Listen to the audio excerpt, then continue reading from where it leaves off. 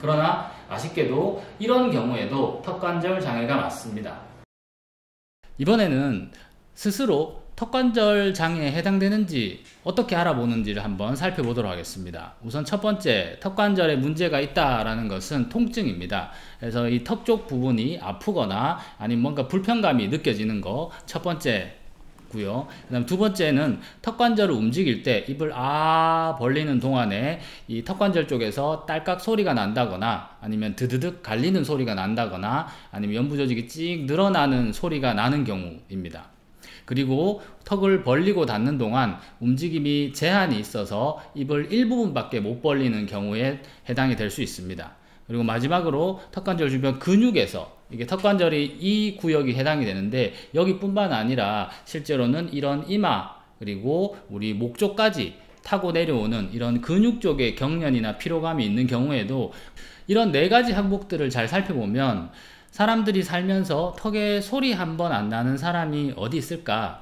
나는 소리가 나는데도 괜찮게 살고 있는데 라고 생각하는 분들이 많을 거라고 생각합니다. 네, 맞습니다.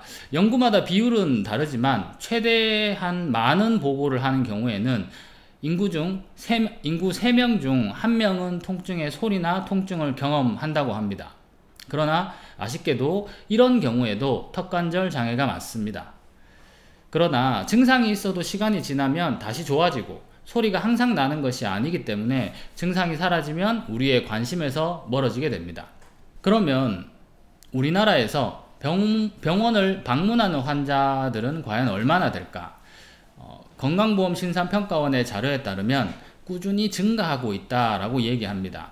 데이터 자체가 이제 2018년도, 19년도 정도까지만 나오고 있는데 1년에 한 41만 명 정도가 병원을 직접 방문하고 턱관절 장애로 진단을 받는다라고 얘기합니다. 이번에는 좀 재밌는 통계 결과를 한번 살펴볼 생각입니다. 일상생활에서 크게 잘못한 것도 없는데 어느 날 나만 턱관절이 아픈 것 같고 불편해서 많이 속상했을 거라고 생각합니다. 근데 나와 같은 문제를 경험하는 분들이 사실 굉장히 많습니다. 네이버 키워드 검색량을 확인하는 방법이 있습니다. 네이버에서는 데이터랩스라는 검색량 자료를 제공해주고 있습니다. 이 사이트에서 주제어에 대해서 첫 번째를 턱, 무릎, 주제어에 대해서 턱과 무릎, 허리, 어깨에 대해서 사람들이 얼마나 많이 검색해 봤는지를 확인해 볼 수 있습니다.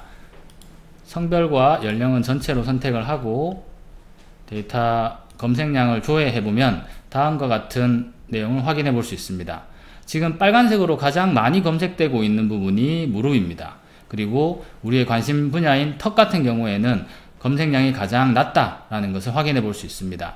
그러나 여기에는 굉장히 중요한 변수가 하나 들어옵니다. 사람들이 턱에 대해서 검색할 때는 턱이 아니고 관절을 붙여서 검색을 합니다. 무릎이나 허리, 어깨 같은 경우에는 관절을 붙였을 때 검색량이 오히려 줄어드는 것을 확인해 보았습니다.